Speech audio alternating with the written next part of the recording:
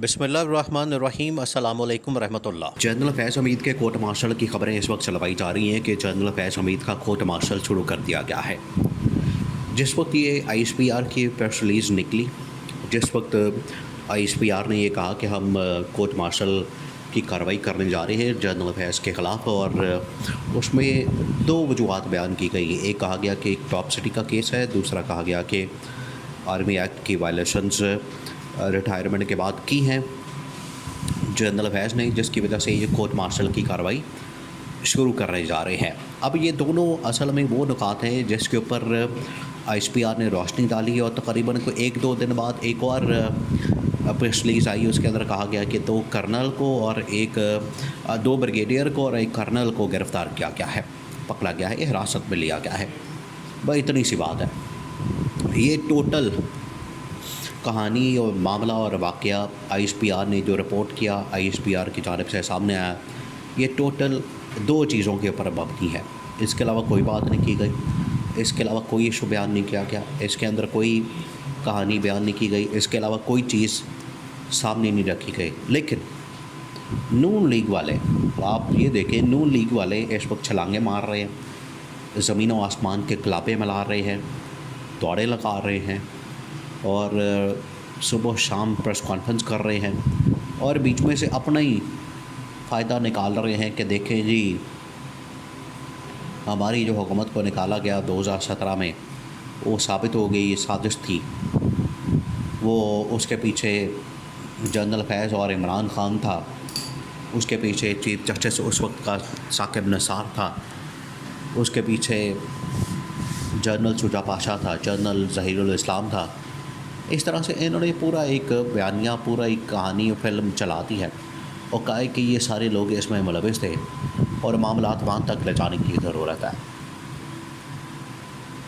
अभी देखिए, मरीम नवाज़ की जानिब से पंजाब के अंदर बिजली सस्ते करने का ऐलान किया गया। जैसे ही उसने सस्ती की, उधर से चाचे ने, शहबाज शरीफ ने बिजली महंगी कर दी, तो इधर का खाता उधर से पूरा कर दिया। सस्ती वगैरह कोई नहीं की, इधर सस्ती करके उधर महंगी कर दी, खाता बराबर हो गया। इसके ऊपर जो है, अब आपने करप्शन की दास्तानें इनकी सुननी है, जो आपस में ये बड़े नज़र आते हैं आपको एक पेज के ऊपर, और बड़े खुश और बड़े आपस में मिलते जुलते नज़र आते हैं। मरीम नवाज़ ने कहा, जब ये ऐलान किया सस्ती बिजली करने का, तो वज़ीर आला सिंध मुराद अली शाह से भी कहा गया कि आप बिजली सस्ती करें। मुराद अली शाह ने कहा कि ये बेवकूफ़ी मरीम नवाज़ ही कर सकती है, आप नहीं कर सकते। मरीम नवाज़ ने फिर उसके ऊपर जवाब दिया। जवाब आपने सुनना है, जवाब के अंदर सारे राज हैं। मरीम नवाज़ ने कहा कि ये कहते हैं कि मैंने बेवकूफ़ी की, ये मेरी जो बिजली सस्ती करने की बात है, जो ऐलान है, इसको कहते हैं कि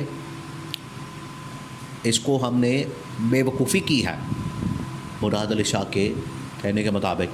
तो मरीम नवाज़ ने कहा कि आप लोग अब ये पीपल्स पार्टी के ऊपर इल्ज़ामात की बौछार कर दी कि आप जो करप्शन करते हैं, क्या ये बेवकूफ़ी नहीं? आप जो प्रोटोकॉल की गाड़ियाँ लेते हैं, क्या ये बेवकूफ़ी नहीं? आप ये जो इतना पैसा अपना आना जाना रहना सरकारी खातों के ऊपर ख़र्च करते हैं, क्या ये बेवकूफ़ी नहीं?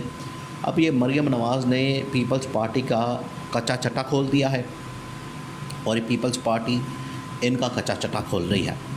पीपल्स पार्टी वालों ने कहा है, मुराद अली शाह ने कहा है कि पहले आप आईपीपीज़ की मद में लोगों को लूटते हैं, कौम का पैसा ज़ाया करते हैं, कौम का ख़जाना उसके ऊपर डाका मारते हैं, तबाही फेरते हैं, और अब आके उसको छुपाने के लिए मज़ीद पैसा बर्बाद कर रहे हैं।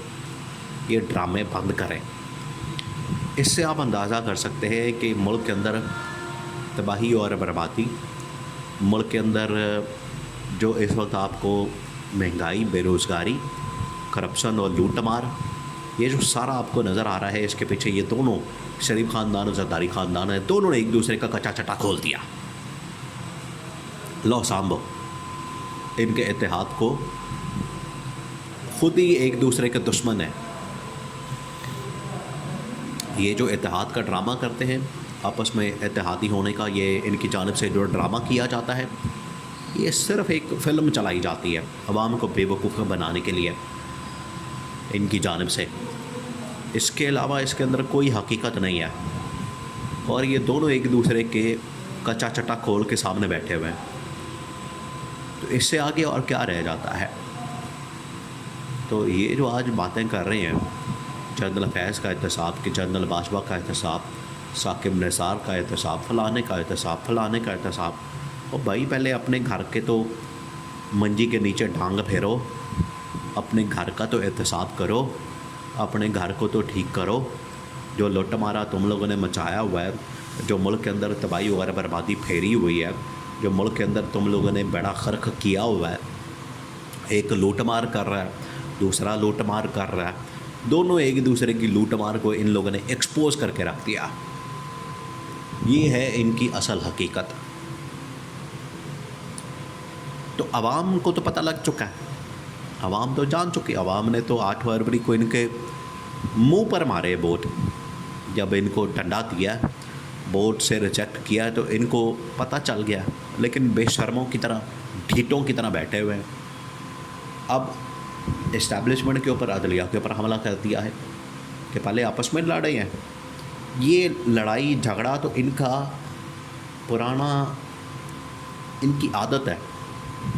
इसी वजह से इन्होंने जनरल आसिम को लड़वाने की कोशिश की इमरान खान के साथ, और अब इस्टेब्लिशमेंट के अंदर साबिक जर्नलों के साथ इन्होंने लड़ाई करवा दी है, जो कि इमरान खान ने कुछ अर्सा पहले बता दिया था कि ये लोग ये वारदात डालेंगे, और वो इन्होंने डाल दी।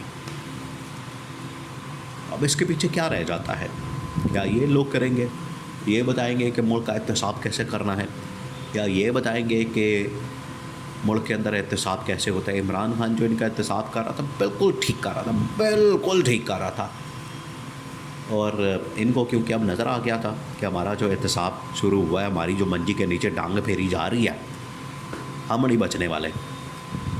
तो बजाय इसके कि मज़ीद हमें मसाइल का सामना करना पड़े और हमारा बिल्कुल ही दाना पानी ख़त्म हो जाए, इमरान खान हमारा मक्कू ठप दे, पहले ही हम इमरान खान के ख़िलाफ़ साजिश कर दें और इमरान खान की हुकूमत का तख्ता उलट दें।